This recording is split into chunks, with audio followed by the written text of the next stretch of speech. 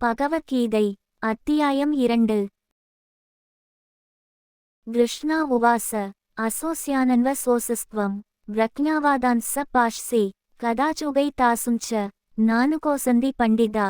விளக்கம்: கவலைப்படாதவர்களைப் பற்றி கவலைப்படுகின்றாய், பேரறிஞர்கள் போலவும் பேசுகின்றாய். ஆனால் கற்று தெளிந்த பேரறிஞர்கள் ஒருபோதும் இறந்தவர்களைப் பற்றியோ வாழ்பவர்களைப் பற்றியோ கவலைப்படுவதில்லை என கிருஷ்ணர் அர்ஜுனனிடம் கூறினார். இங்கு குறிப்பிடப்படும் அறிஞர்கள் என்பர் ஐம்புலன்களையும் அடக்கி அதனால் ஏற்படும் இன்பத் துன்பங்களை அறிந்த அறிஞர்கள் ஆவர். ந த்வேவாஹம் ஜாது நாசம் ந தவம் நேமே ஜனாதிபா ந சைவ ந பவிஷ்யாம சர்வே வயமத பரம். விளக்கம்: முன்பு நானோ நீயோ இங்கு கூடியிருக்கும் இவ்வரசர்களோ இந்த உலகத்தில் இதற்கு முன்பு வாழவில்லை என்று நினைக்கிறாயோ? உடலுக்கு தான் அழிவே தவிர ஆத்மாவுக்கு அல்ல என கிருஷ்ணர் கூறினார். மேற்கூறிய வரிகளின் பொருள்: கிருஷ்ணர் முன் ஜென்மத்தில் ராமராக பிறந்து இந்த உலகத்தில் வாழ்ந்திருப்பார், அதனால் தான் உடலுக்கு அழிவே தவிர ஆத்மாவுக்கு அல்ல என கிருஷ்ணர் குறிப்பிடுகிறார். தேஹினோஸ்மின்யதா தேஹே கௌமாரம யௌவனம் ஜரா ததா தேகாந்தரபராப்திர்தீரஸ்த்ர ந முஹ்யதி. விளக்கம்: எப்படி ஒரு ஆத்மாவானது இந்த உடலில் குழந்தை பருவத்தையும் இளமை பருவத்தையும் முதுமை பருவத்தையும் தாண்டி செல்கிறதோ அதுபோன்று இறந்த பிறகு ஆத்மாவானது ஒரு உடலில் இருந்து இன்னொரு உடலுக்கு செல்கிறது. ஞானிகள் இந்த மாற்றத்தினைக் கண்டு ஒருபோதும் குழம்பியதில்லை என கிருஷ்ணர் கூறினார்.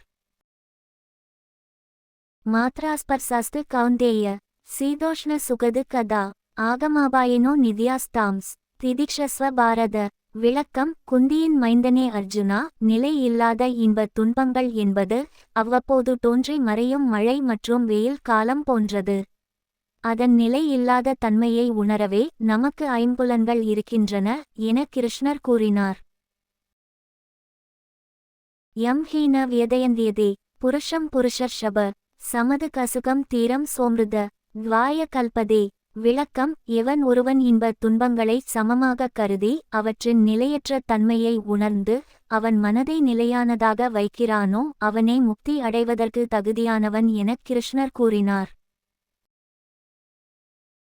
நாஸ்தோ வித்யதே பாவோ நாபாவோ வித்யதே சத உபயேரபி திருஷ்டோந்தஸ்த்வன யோஸ்தத்வதர்சிபி. விளக்கம்: இல்லாத ஒன்று இருக்கப் போவதும் இல்லை, இருக்கும் ஒன்று இல்லாமல் போவதும் இல்லை. இந்த உண்மையை நன்கு உணர்ந்தவர் மட்டுமே இவ்விரண்டின் முடிவை அறியும் ஆற்றல் உடையவர் ஆவர் என கிருஷ்ணர் கூறினார். மேற்கூறிய வரிகளின் பொருள்: நிலை இல்லாத இன்பத் துன்பங்களால் கஷ்டப்படும் உடலும் நிலைத்து இருக்கப் போவது இல்லை, நிலைத்து இருக்கும் ஆத்மாவானது என்றும் அழியப்போவதும் இல்லை என்பதே பொருள். அவினாஷி து தத்விதி ஏன சர்வமிதம் ததம் வினாச்மவ்யயஸ் யாஸ்ய ந கஸ்ஸிதிகர் துமர்ஹதி. விளக்கம்: உடல் முழுவதும் பரவி இருக்கக்கூடிய ஆத்மாவானது அழிக்க முடியாத ஒன்று, அதனை யாராலும் அழிக்க இயலாது என்று கிருஷ்ணர் கூறினார். அந்தவந்த ஏ தேஹா நிதியஸ் யோக்தா சரீரின அனாசினோ பிரேமயஸ்ய தஸ்மாத யுத்யஸ்வ. பாரத.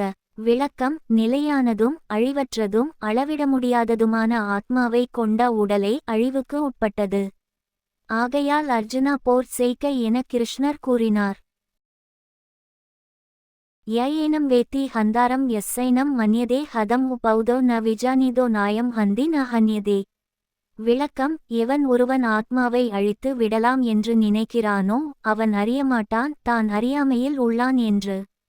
ஆத்மாவை அழிக்கவும் இயலாது, அதனை உருவாக்கவும் இயலாது என கிருஷ்ணர் கூறினார்.